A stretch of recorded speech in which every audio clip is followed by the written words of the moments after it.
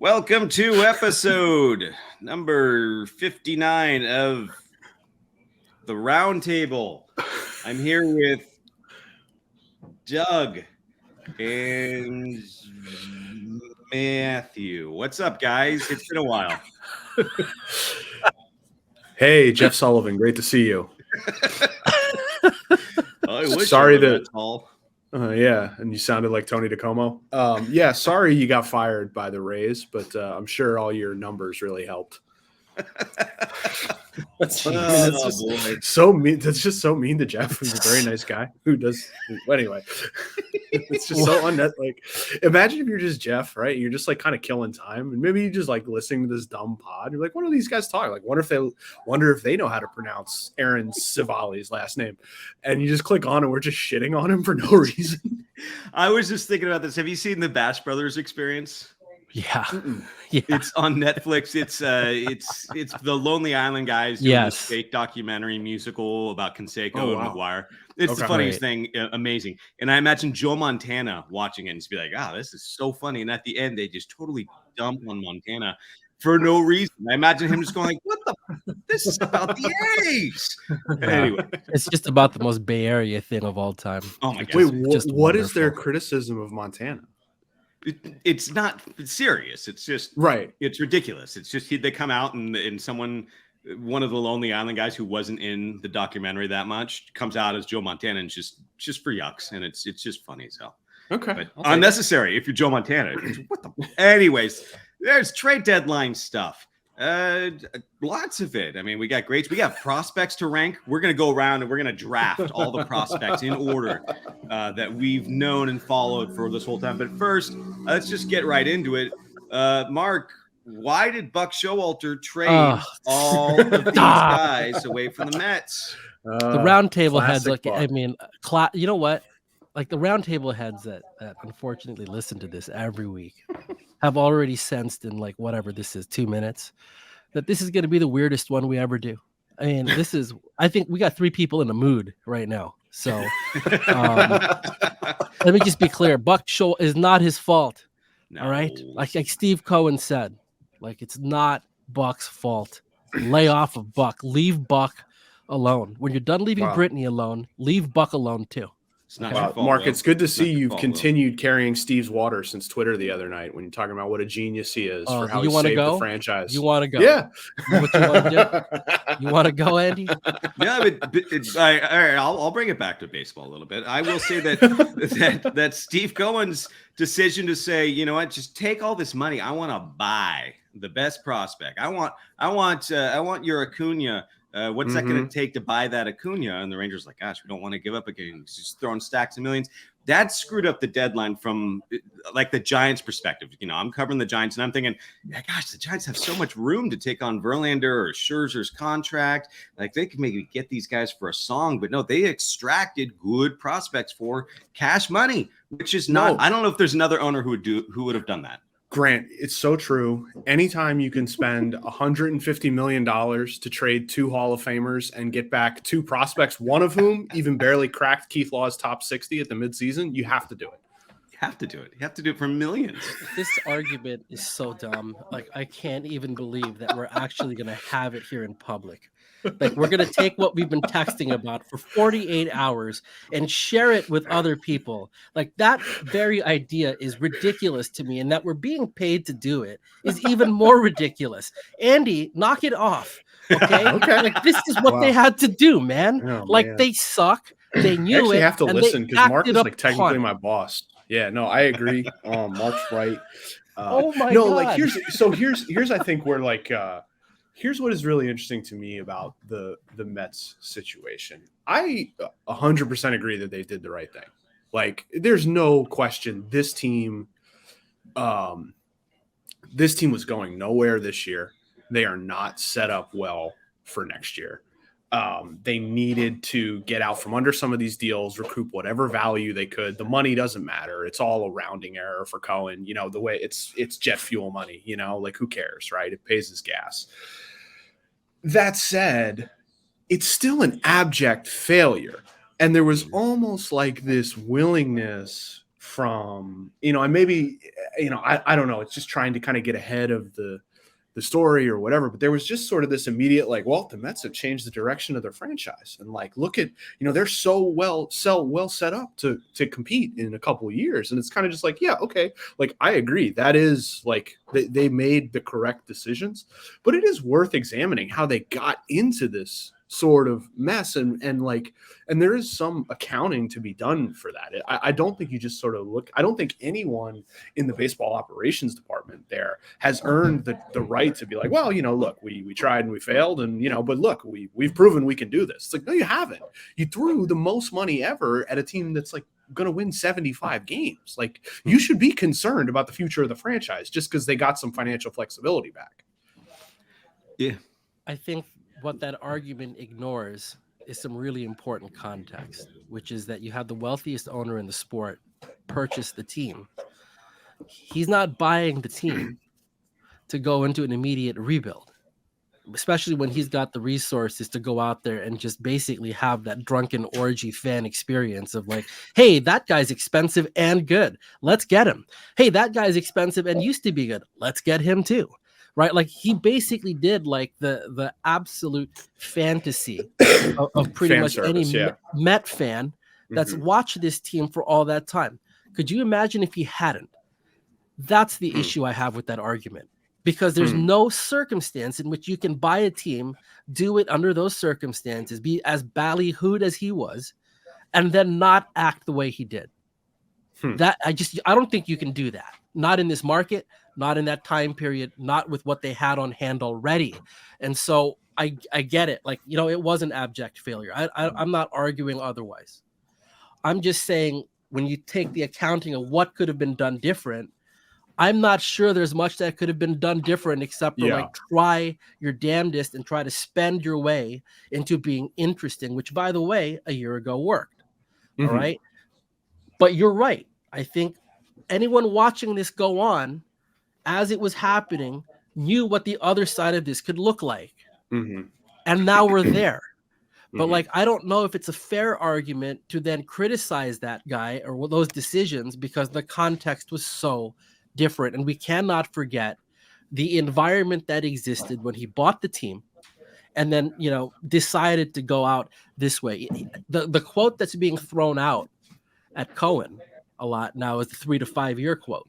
Yeah. Which, how long ago he said that? I was in the presser. I asked the question. That's how long ago it was. Okay. So like 2008. Oh, all right. Okay. But like, you want to go? My boss said to me today in a public forum. Unbelievable. You guys, the Roundtable has need to understand. Andy has been gearing up for this squabble for 48 hours. Yeah. All right. Not only in text to me directly, but into another chain of other ball rider types, or ball rider adjacent types. Just basically goading me into this fight. All right. Yeah. So I just want to let for the record, I didn't come looking for it. Okay. He's been like in a hotel room, like Martin Sheen in Apocalypse Now, like doing karate moves, with his shirt off, breaking mirrors. Andy, staring in the mirror. Andy's gonna start this fight, and I'm gonna finish it. Whoa. Understand? So like, but seriously, that I get what you're saying, and like, yeah, let us not forget that ultimately it is a massive failure, 100%. I just don't know how it could have been avoided. I really don't. Yeah. I don't know what the other moves were. Like you don't buy a team and then not do anything with it. Right. I have a thought, but Grant, you should go for a minute. I do have, some of my fans want to hear from me. But no, I go back to when I'm evaluating the Mets, I'm looking at how I saw those moves at the time and just how I saw them through my prism, which is, the Giants, could they have used him, or, could someone in the NL West have used them? And when I saw them sign Starling Marte, trade, and then re-sign him, it was like, gosh dang, that was a hot move. That move should work. When it was getting Marcano, I was like, yep, that's a good move. Trading for Francisco Lindor and then giving him a huge extension, hell yeah, that guy's on a path to Cooperstown. One by one, I was in on these moves until they got to Verlander and Scherzer. And that's when I was thinking, okay, this might work for the regular season, but boy, howdy, is it going to be risky in October or, September, even when these 40-year-olds are leaking oil a little bit. So for them to just kind of putter around in the regular season was a huge red flag because everything hinged on that. And then all the other free agents I mentioned, in one way or another, disappointed just by leaps and bounds. I don't think there's any other way. I do think it's worth figuring out why all these free agents failed. You can expect a couple of them to fail. But yeah, this whole roster was just a big old dog butt on camera. Well, Mark, I have some Grant, I have some really anti-labor explanations for why the free agents didn't work out. No. So like, free agents are terrible. Free agents are always terrible. That's like it sucks, but that's kind of, unfortunately, that's we know this. However, so here's what I would say, and I think the points both you guys are making are right, especially the first, like, signing Lindor to that contract. Is it a dollar for dollar win? I don't know. We're gonna see. However, he's a really good player. It's great to have him. Whatever. The moves they made to build up for last year, short term. Really like it. They're gearing up. They're trying to prove that they're a real team, all that sort of stuff. Okay. The question going into 2023 is, do you look at the team last year that won 101 games, is going to be a year older, has some decent prospects coming, but no one of the Ellie De La Cruz, whatever sort of franchise, face of the franchise type mold coming? Do you look at this team that has all these free agents coming off the books, DeGrom, Nimmo, Ottavino, Edwin Diaz? Do you look at all them and let them walk, take a step back, recoup whatever draft picks there are, like have a bridge year? Or do you go all in? And Steve Cohen has more money than, all three of us combined, for sure. No. What? And, well, I don't know, Grant. You've never had your record collection appraised, but he's a decabillionaire, and he said, all right, let's go for it, right? And so in the process of going for it, they locked up a ton of players to a ton of money, and it became pretty clear going into the season that they were reliant on a handful of these guys to perform like stars. And Edwin Diaz getting hurt was a huge blow. Max Scherzer not being Max Scherzer was a huge blow. Justin Verlander taking 2 months to sort of round out his form was a huge blow. Pete Alonso has been fine. Lindor's been fine. Nimmo's been fine. But, they're not going to win the MVP, right? And I think that the pivot point, if you're going to, look at it, was after last season. They won 101 games, but I think you could see them run out of gas. You could see that they didn't have the horses to catch the Braves. There wasn't a thing they could have done this offseason to get better than the Braves in 2023. So knowing that, should you still put up a $500 million payroll or whatever it's going to be? If you're Steve Cohen, sure, you can. Like, the problem is that there's a tail to that, and that's kind of what they're going to be sorting through over the next couple of years. That's all. I think that, if you had asked me in last October, what should the Mets do? I would have said, take a step back. I mean, I probably said it, when I talk enough about stuff that I don't really remember. So take a step back, try and win 85 games and bridge it, because you're throwing good money after bad. But once you, decide you're going to get Verlander, all right, just go for it. Whatever. You have so much money, just keep, just go. But there's going to be a receipt. You just expect that it comes a couple years down the road, not a couple months into the season. Yeah. I mean, I think problem number one, and Will Salmon was writing this all spring long, is citing the average age of this starting rotation. Mm-hmm. I mean, that was just a major red flag. It's 35. And here's the other thing. We're talking about Justin Verlander and Max Scherzer. They are future Hall of Famers. They're also not, especially Max Scherzer's case, that's no longer Max Scherzer. Yeah. And I think that, when you tick down, Andy, the list of things that went sideways, the fact that Scherzer is this now, I think, is a massive one on that list. I think there's a couple items on the list, but that one, in my opinion, carries just as much weight as the closer going down the World Baseball Classic. Mm-hmm. He's just not at all what he has been. And that is, again, this is the risk you take with age, right? He's a great competitor, has a great career, is going to be in the Hall of Fame, won championships, all that. But, that's the terrifying aspect of aging in the sport, is that once it starts to turn, it can turn awfully fast. Mm-hmm. And even in Verlander's case, his part of that ramp up was he was hurt. He was on the shelf for the first month. Again, this is going to happen when you got older players. So I think there's a lot of reasons why this happened. The biggest one, though, is that they, and we, again, the anti-labor part of this, dude, they signed a bunch of free agents. Free agents are older. Older players get hurt. End of story. That's it. And so they were beholden to luck. They didn't get it. Right. And then also I think part of the push to sort of augment with these free agents is that they were feeling really good about guys like Jeff McNeil, Pete Alonso, etc.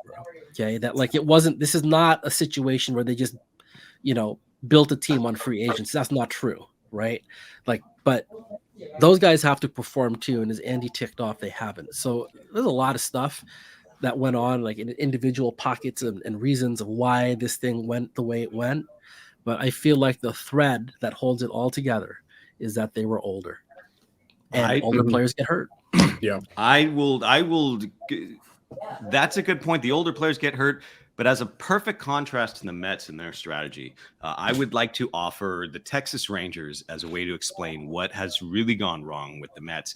Because the Rangers, in a way, they've lost DeGrom.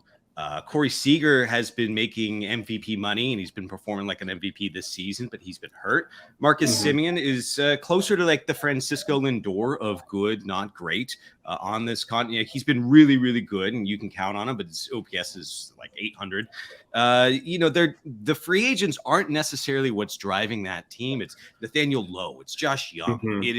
It's all these players up and down just have Duran, Garcia, yes, a bunch of adjusted OPS over 100, like tick, tick, tick, tick, tick, all the way down. Then you've got guys like Dane Dunning helping out, and John Gray. Andrew Heaney hasn't been like a total disappointment. Like, they're getting contributions from the Jeff McNeils on their team. They're getting the contributions from up and down the roster. And that's the difference for me. If they were getting those kinds of contributions up and down the roster from McNeil, from Brett Beatty, from Vogelbach, like, they would be, even with Verlander and Scherzer doing what they did this year, even with Brandon Nimmo just kind of being okay, they would be contending. They would be right in the thick of it. It's all the players underneath. It's the sub-rock. The Texas Rangers have had several big things go wrong, DeGrom being one of the biggest, but they've had a lot of smaller things go right. And the Mets have had a lot of big things go wrong and a lot of little things go wrong. There you go. Right. Like the pitching, when you're talking about the Rangers, which, by the way, great comp, it's the first thing I go to is the pitching, right? Like, I mean, Dane Dunning is a 138 ERA plus this year, like John Gray's 118. Like, what's Quintana? Yeah. Right, like that. Quintana's 117, but he's only is it okay? So he hasn't pitched. But they've gotten 100 league average innings from the Heen dog, which like is probably not what they signed him to do. But like 100 innings of league average pitching is better than what the Mets have gotten from McGill, Peterson, Carrasco. There's value. There's value in competence. Yes. And that's killed him, man. And they needed that in this rotation to sort of insulate themselves against the volatility potentially with the top two guys. They haven't gotten it. So and whereas the Rangers have been on the opposite end of that. So it's a lot of big things, a lot of small things, but ultimately where I land on it is like, I'm not even sure really what the right path was. And even like the step back idea, which again, valid idea and all that, hard to square that up with the context. Because ultimately they did win 101 ball games. And this is not a franchise that makes the playoffs every year. It's never been. Okay. So like, that's another thing to remember. Like, we frame everything with what the Angels have done, for instance, against the backdrop of the fact they haven't been in the playoffs in forever. The Mets are not that far off. Like, when they've been playing baseball for 60 years almost.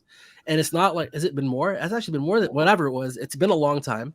And it's not like they've got a bunch of playoff appearances strung together. It's still a relatively rare event when you look at it from that lens. So off of 101 wins and, getting to the playoffs and playing a series in the playoffs and all this, I don't know if I'm just trying to think about what that would look like if they announced that they were going to step back or acted early in the offseason like they were going to step back, how that would play. It doesn't really square with like the environment and context, even though from a baseball perspective, it's a great argument. And certainly looking back at it now is even more valid, but like it just doesn't square with the real world. Right. Well, like imagine if they'd reached the World Series and then traded their best pitcher. Imagine if they traded Pete Alonso like the Rays did Blake Snell. What could you have got? And like, again, like this is all like fantasy, make believe, the points to win a title, not to be competitive, blah, blah, blah, which I tend to agree with. But I also think it is interesting to watch how, like, I guess, so what we're going to find out with the Mets and the Yankees really over the next couple years is how amenable the New York market really is to rebuilding. Yep. Because I think both of these teams need to do it. It's very clear both of these clubs need to engage in some sort of tear down. The Yankees were paralyzed at the deadline. Maybe we can get to that, later. Maybe we can talk about something besides stuff that Mark and I don't watch on our couch at night. But like, it's going to be, you talk a lot, Mark, about how like, can this market do it? The context. Well, we're going to find out because Cohen has certainly, he's bought the, he has earned the credibility, right, that he's going to spend to keep the Mets relevant. But, as team spokesman Max Scherzer told Ken Rosenthal, like they're not going to try these next couple of years. And the team has decided not to contradict Scherzer's comments, which I found curious. But anyway. That's a great point. Yeah. So you're Steve Cohen. You've just bought the Mets. You are sitting at a very expensive and long business table, and someone's brought you your lunch, and it's got guacamole with guacamole on the side because you can afford that shit, man.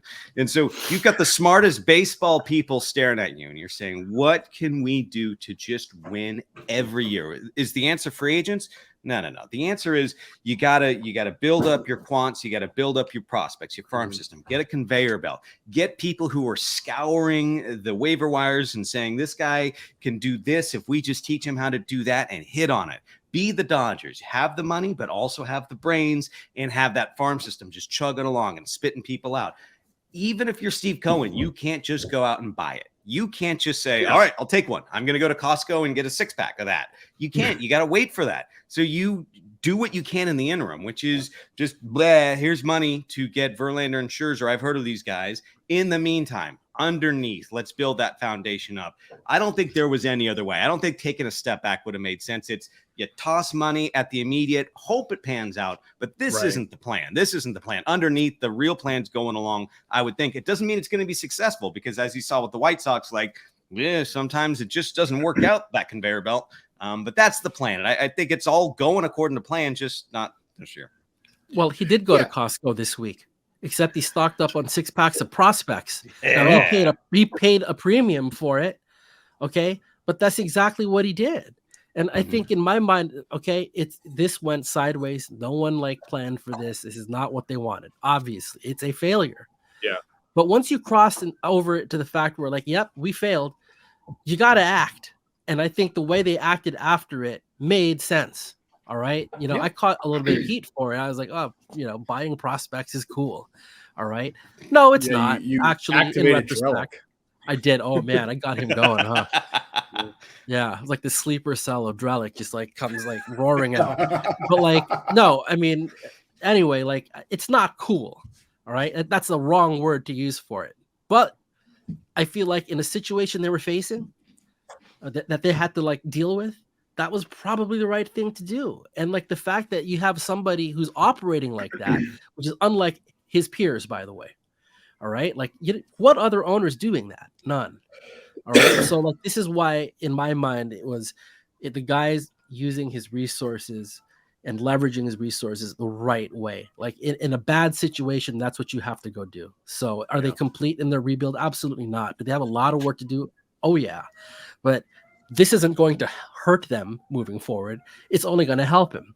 And I think it takes, to their credit, sort of coming to grips with the fact that this ain't going to work. And to your point, Andy, about whether a New York market can stomach a rebuild, I think that takes a lot of guts on that side of it too is that they're declaring that they're going to try to rebuild this thing despite whatever Billy Epler's corporate speak nonsense is about what was it, reimagining or whatever. It's whatever. They're rebuilding. All right. Yeah. Right. So and they're trying to do it quick. And so these moves are an indication of like how they're going to try to do it. And I think that makes a lot of sense. So I'm just kind of curious as to when, all right, if that's what you're doing, when does Pete Alonso get traded?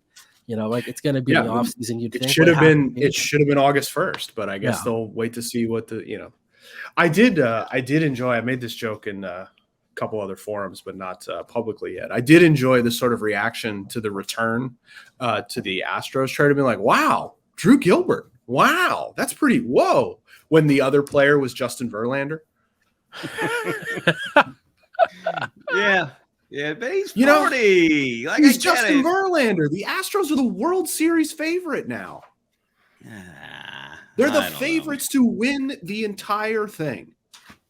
Yeah, does anyone want to play? Does any team want to play the Houston Astros in the postseason? No.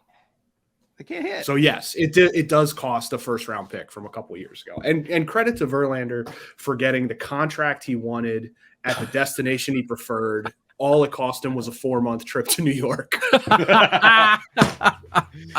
So I was hoping you'd brought that one out. That's I was 3D chess. Good for him. Hey, pro labor. All right, wait. We gotta move on. We are just hitting like the big market teams, and we've got a vast listenership. So we got to talk about the little guys.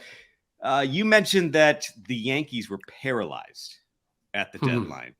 I think that was a great turn of phrase because that's exactly what they were. They were. What do you do? How do you fix this team? What's going on? I don't know what to do with the Yankees. But I don't think the trade deadline was going to help.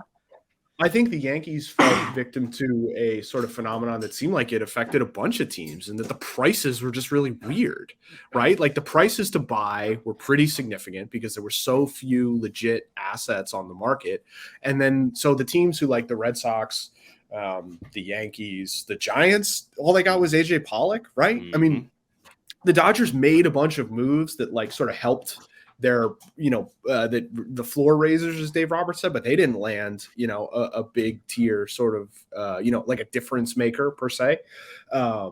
So I think that there was a lot of teams were kind of caught in between. The Yankees are just the one who look the most hopeless almost, because the Red Sox are like in fourth place, but they're younger. They're, they sort of feel like they're at the beginning of something rather than near the end. So yeah, I don't know.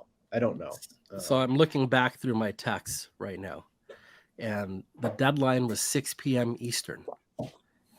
I got a text at 5:44 p.m., 16 minutes before the deadline and this is unprompted, from an executive from another team that had been dealing with the Yankees. And he goes, they have been frustrating this deadline. And I'm like, well, what do you mean? And he cites an example of they had engaged with them on talks about a rental player, and they provided a name for that rental player. This other team did to the Yankees. And they're just like, nope. And they're like, okay, let's provide another name. Nope. And that was it. And I'm like, that's weird. Like, why, I'm not, what was your takeaway from that? And this executive was like, that was obvious to us that they were in between. They were caught in between. That like they didn't really know what to do. So paralyzed is the perfect word. And that's how it played out. And I think that is a microcosm of where that franchise stands, period. They are caught in between. And I think maybe even worse. Maybe it's just a clear sign to have to engage in the kind of rebuild that they tried to do a couple of years ago, which incidentally is what led him to this point anyway. Because let's tick through the baby bombers era real quick. The fact that those guys, aside from Judge, and by the way, even in Judge's case, you could be like, well, has he stayed healthy enough and all this? But like the rest of him, that whole group, I mean, Luis Severino, he's been great. Personally. Yes.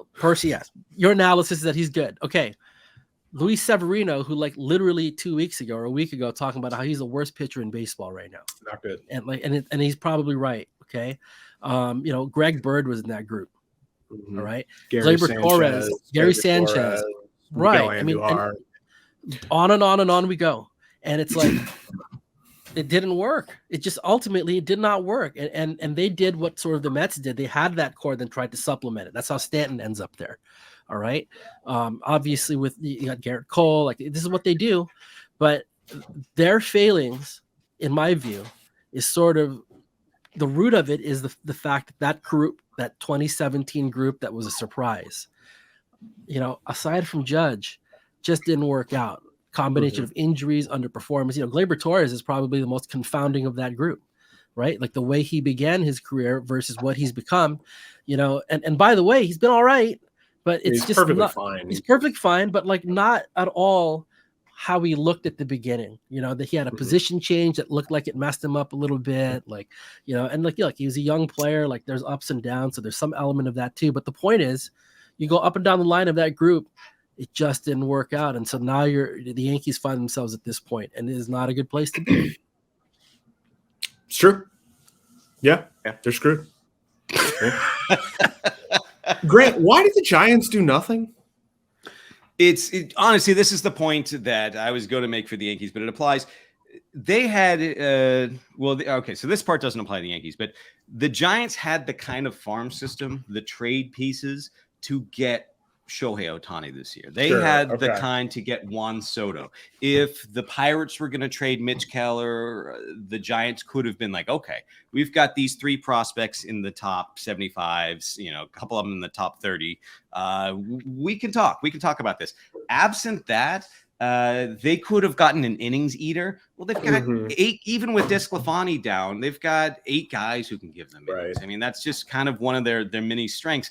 They could have gotten like an outfielder to help a little bit, and that's AJ Pollock. Okay, whatever, but that's all they really could do. Their roster is filled with players that you don't want to jettison necessarily, and the options to replace them weren't that much better. I look at Jordan Montgomery. That's the trade I wish that they had made. I feel like the Cardinals weirdly decided on that package before the actual deadline day. I think they sold themselves a little short, but maybe they just really liked those prospects. That's the one deal where it's like, okay, that would have made sense. All the other deals, like, Verlander, Scherzer, I'm looking at them going, yeah, not so sure about that. They didn't have that sweet spot prospect that is like what the Astros gave up for Verlander. They had better prospects than that. And then are they going to stack worse prospects up in like a video game trade bundle? But I think that a lot of teams were like that. I can't remember which package it was, speaking of the Cardinals, but remember how a couple of weeks ago Katie was on and she's talking about, well, the big thing for them is to go get some pitchers that miss bats, right? Like that's their whole thing moving forward. And so I was looking through one of the deals and the return, and there's a left-handed pitcher involved. And you know what he was? It was Jordan Montgomery. He was basically like, I was like, that's not at all like what, it just wasn't exactly that. You like what you like, man. They I guess, it's hard to break away from that habit. Yeah. They went and got themselves another contact guy anyway. Hey, if you strike out a batter per inning in AA, well, that'll be the same when you get to the majors. Yeah, that won't change. Dude, isn't it funny though to look at when pitchers, like minor league pitchers, get involved in trades at the deadline?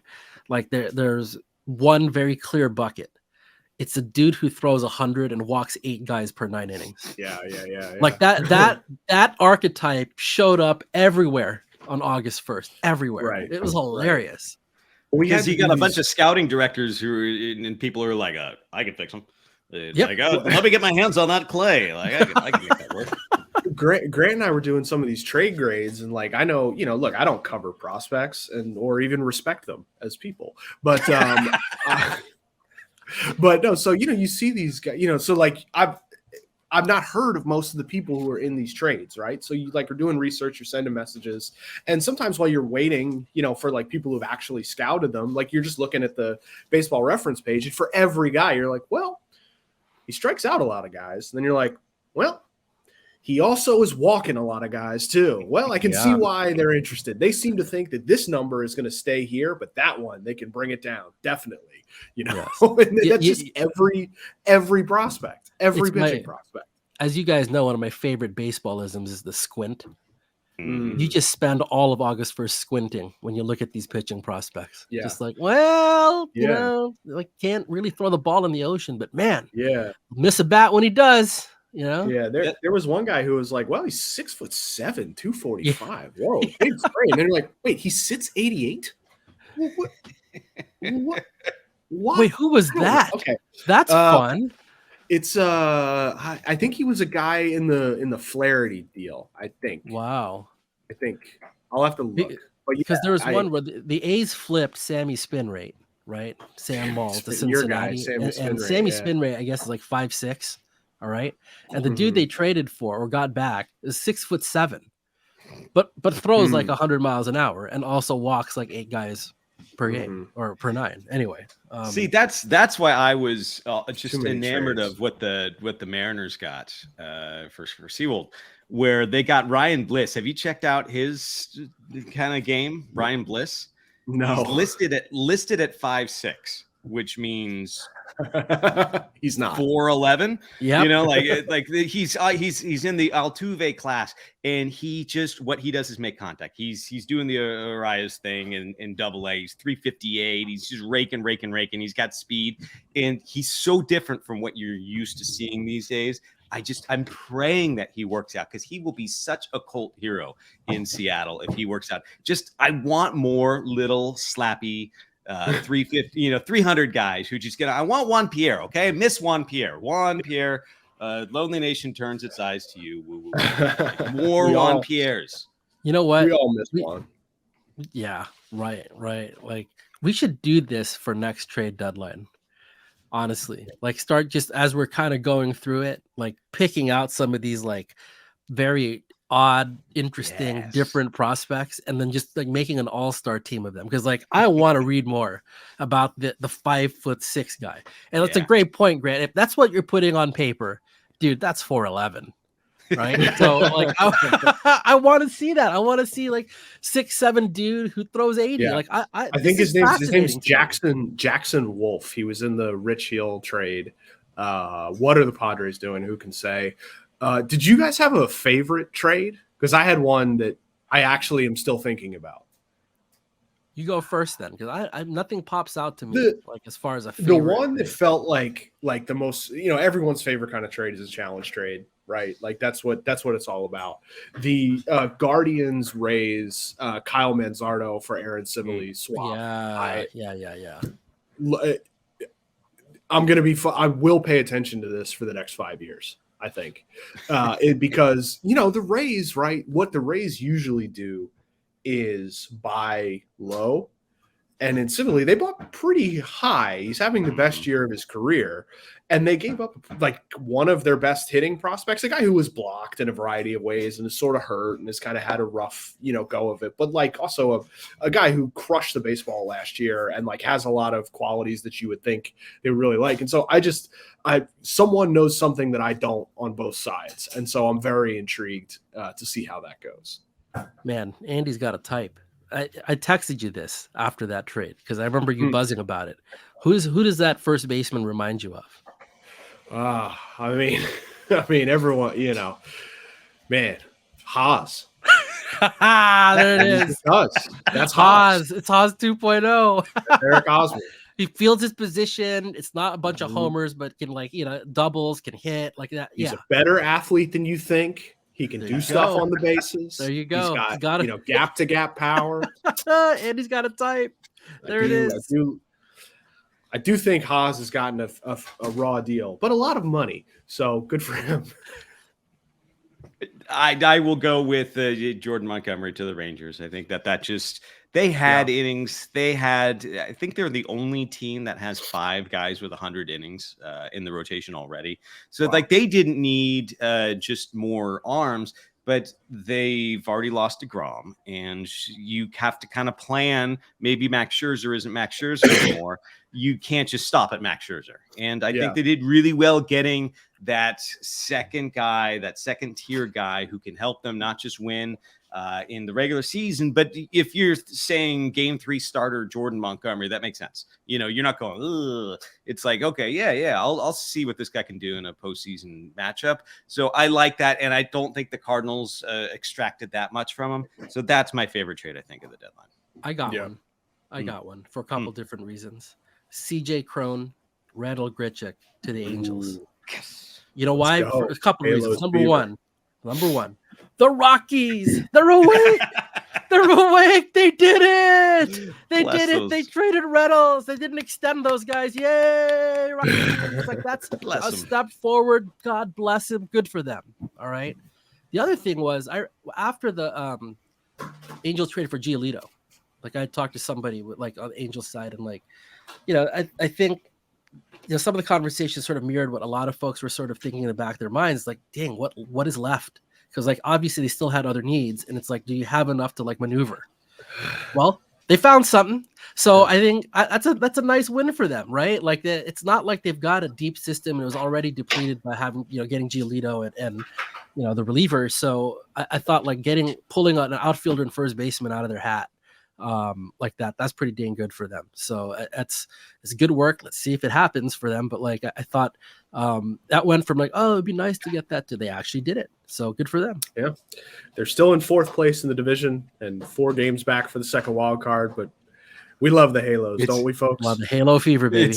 It's a matter of ethics. You know what I mean? It's like it's not about baseball at this point. It's ethics, and it's you can't just give up on this. And people saying, well, they needed to rebuild their farm system. And I get that the Rangers ended up making the World Series one year with Elvis Andrus, Neftali Feliz, Jared Saltalamacchia, a little bit less, Matt Harrison. Like they got a bunch for Mark Teixeira, and it laid a foundation that they could build on. Screw that. I'm sorry. You have to, at the very least, okay, so you're not going to contend. Let the masses, as a going away present, watch Ohtani chase 60 home runs. It's just, come on. This is the universe gave you a gift. I think it's bad karma. It's Babe Ruth, no Nanette territory to trade him for some weird package. I have a question. I don't know if you guys would even know this off the top of your head, but maybe there's like an approximation. But what do you think the Angels' playoff odds were the night they traded for Lucas Giolito? What would you guess? 10%. 10%, something like that, right? Okay. That's a decent guess. I ask it because one of like my favorite things about any Steve Cohen presser is that sometimes he'll say the quiet part out loud. Right. And so he spoke in Kansas City yesterday and he was like, our playoff odds were 16%. Those are crummy odds. Right. And I'm thinking, oh my God.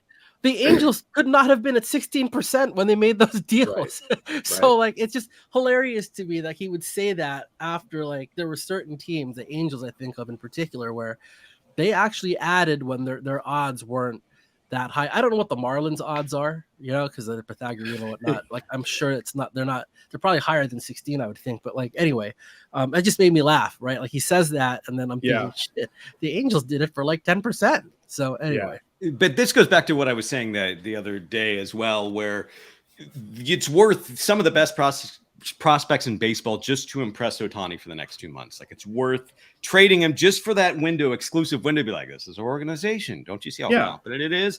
And the Angels, in a way, did that trade where they forwent prospects, and now they've got Ohtani, and they're like, see, we're serious and we want you back. And if they can somehow in these next 2 months do that 10%, 16%, that 10% of doing something that impresses the heck out of Ohtani is like worth so much that you have to take that, because 0% chance of impressing Ohtani is worth negative value to this team. So I don't mind it. Yeah. I mean, this is going to be like junk science, but like if Ohtani is to be believed that what he wants to do more than anything is win next year, right? What are the Angels' chances of re-signing him if they miss the playoffs? Like 0, right? If they make the playoffs, they're better than 0. Yep. And without him, what's the point of the franchise? Right. Like, I mean, so you might as well like just, Artie can sell the thing for $2 billion instead of $3 billion, because of the land in a couple years if they can't re-sign him, like whatever. Like, but the whole point is to keep him. You're relevant every second. As soon as he stops being an Angel, there's no reason to watch the Angels.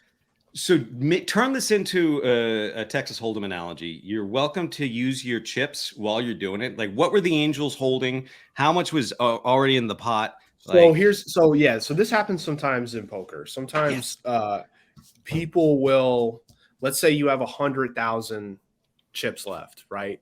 And you'll bet 99,000 on a bluff, right? It's like a new school thing that guys do or whatever, right? And you have one chip back, and you know that you have a really bad chance of winning if the guy goes all in, right? You're bluffing essentially.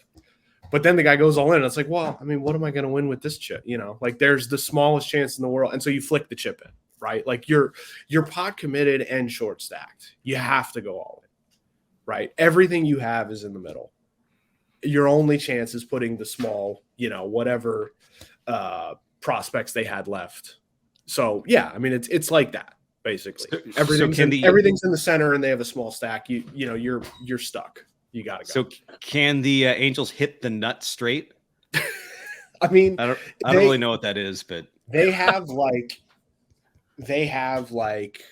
a one outer in the deck. There's like one card in the deck. Yep. And if they get there, they win. So you're saying there's a chance. So you're saying there's a chance. So like, just to bring it full circle, right? Like, okay, Ohtani, like you've demonstrated to him that you're going to try to win.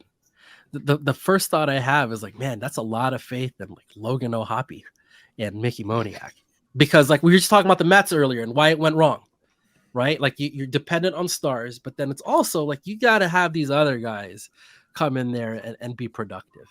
And so I'm wondering with the Angels, okay, like let's game it out. Let's say it works.